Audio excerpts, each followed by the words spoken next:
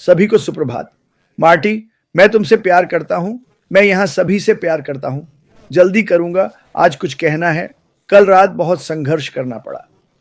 2 बजे सोया, 4 बजे उठा। ऐसी ही एक लंबी रात थी। आप जानते हैं, मैं कई समूहों का एडमिन हूं।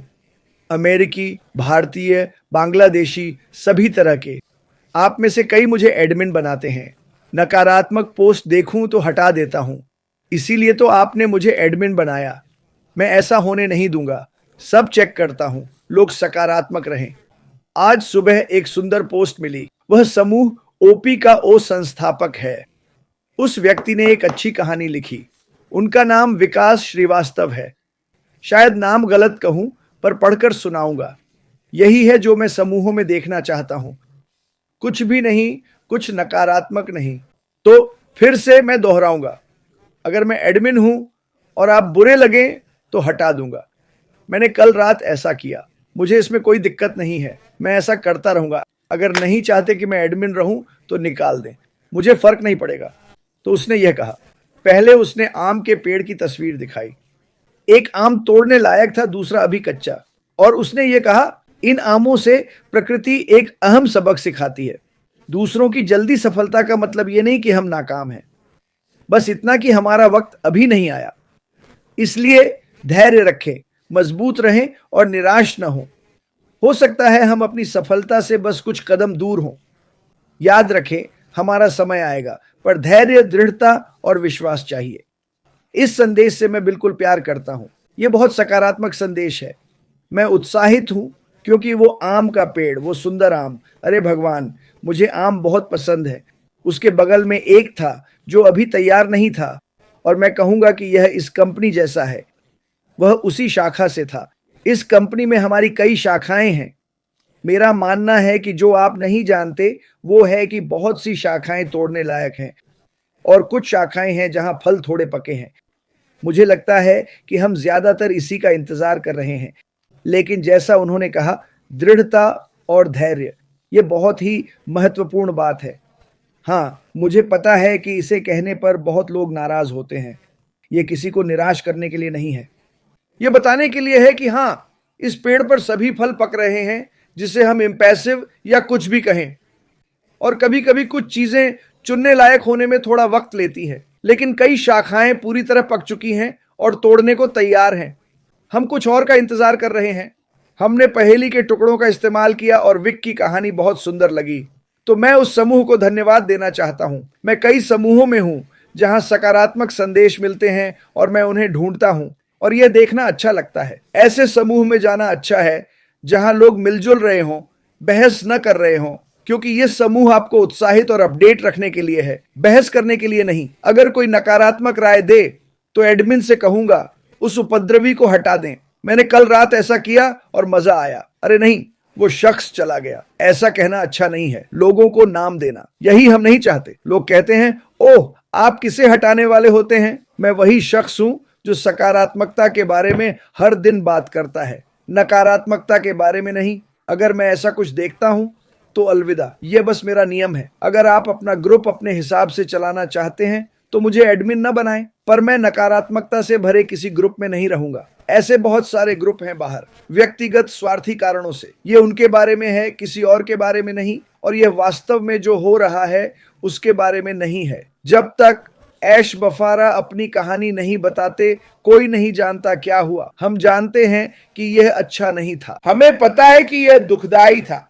हाँ, यह सबको चोट पहुंचाया। चीजें चोरी हुई, बहुत भ्रष्टाचार था। इसके कारण कई चीजें बंद करनी पड़ी। अभी भी कई लोग नहीं समझते कि पूरी कहानी अभी बाकी है।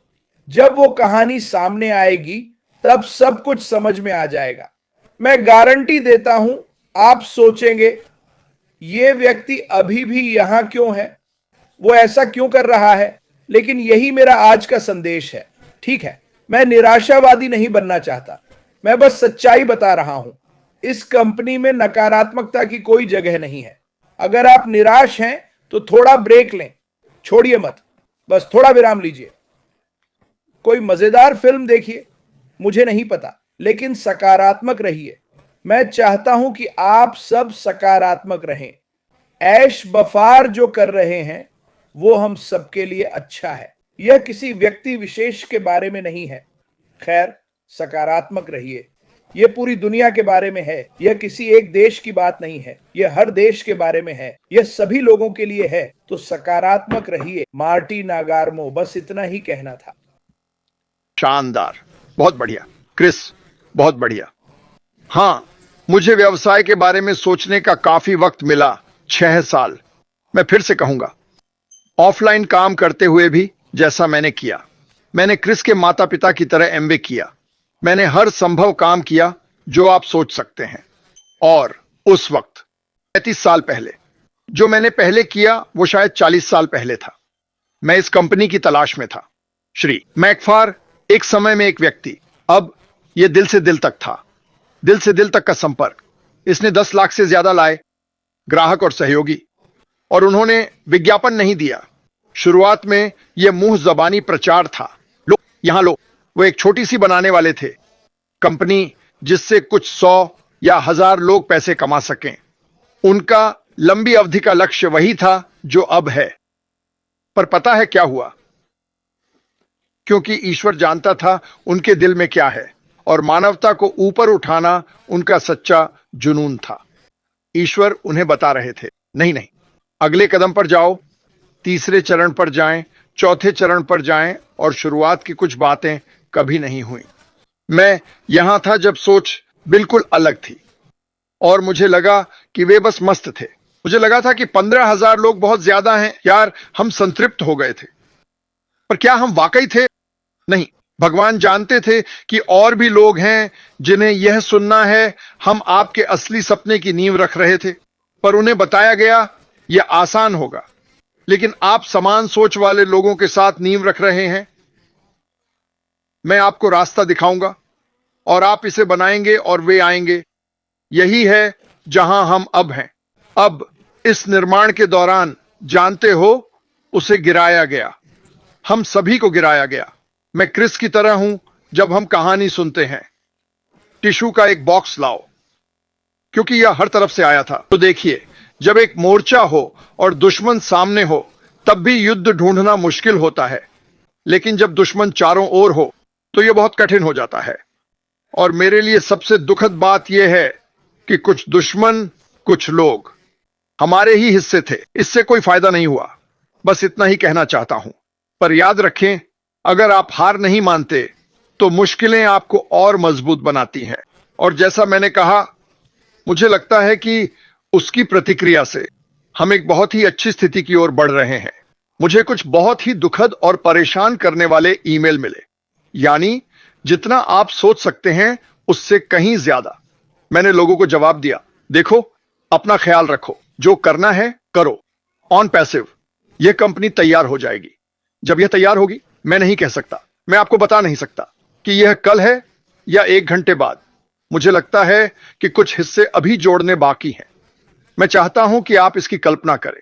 इस दौरान हम फेज 2 का सामना नहीं करेंगे। फेज 2 हर दिन विकसित हो रहा है। हर मिनट, हर घंटे उसका वो हिस्सा रुकने का नाम नहीं ले रहा। यह पुल है उस तक पहुंचने के लिए। पुल तक जाने में थोड़ी दिक्कत है, पर रोज बन रहा है, बहुत बड़ा है। हम इसे बहुत पसंद करेंगे। यह मत सोचो कि देर का मतलब है कि कुछ नहीं हो रहा। बीच में कुछ टुकड़े जोड़ने हैं, फिर हम हाथ पकड़कर मजे करेंगे। मैंने कभी नहीं सोचा था, अरे, माइक और डैन के बारे में कभी नहीं। और कम बोल रहा हूं क्योंकि मैं इसे चिह्नित कर सकता हूं। आप नहीं जान पाएंगे, इसकी गारंटी दूंगा। यहां कोई नहीं जानेगा क्योंकि मैं दुनिया भर में मार्केटिंग करूंगा, और कभी कंपनी या अपना नाम नहीं बताता। कोई नहीं जानेगा। मैं इसे फेसबुक पर नहीं डालूंगा, वरना सब जान जाएंगे। पर मैं ऐसा कभी नहीं करूंगा। मुझे ऐसा करने का कभी ख्याल नहीं आया, क्योंकि भगवान ने मुझे समझ दी कि यह खास है, इसे संभाल कर रखो। और मैंने कभी छोड़ा नहीं। मैं बताता हूं कि मैं और क्रिस क्या कर रहे हैं। नारेल और बाकी लोग, कई लोग भारत में, हम क्या कर रहे हैं। जॉन बरेला, मैं सब नाम नहीं लेना चाहता। आप जानते हैं कि आप कौन हैं। हम उन लोगों तक पहुंच रहे हैं जो शायद हमारी तरह नहीं सोचते, और उन्हें समझाने की कोशिश कर रहे हैं कि क्या हो रहा है। देखो क्या हुआ है, देखो हम क्या जानते हैं। मैं उसे दिल से धन्यवाद देता हूं इन वेबिनार्स और मेरे 2 दिन के पागल जन्मदिन में शामिल होने के लिए। पर वो वहां था, ये बहुत मायने रखता है।